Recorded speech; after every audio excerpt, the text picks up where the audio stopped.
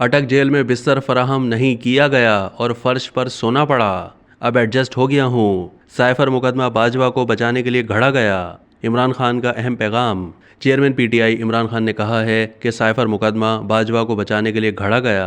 गद्दारी तो मेरे साथ हुई, जेल के हालात से एडजस्ट, कुरान पाक का मुताला जारी, ईमान मजबूत हुआ, सियासी ज़िंदगी का जायज़ा लेने का मौका मिला। शुरू में जेल में मुश्किलात देखी, अब एडजस्ट हो गया हूँ। अब जिस मर्जी कैद में रखा जाए और जो भी शराइत आयद की जाए, हकीकी आज़ादी, कानून की हुक्मरानी और पाकिस्तान के आइन की बालादस्ती की जिद्दोजहद, आज़ाद और खुद मुख्तार इंतखाबात के मुताले से 1 इंच भी पीछे नहीं हटूंगा।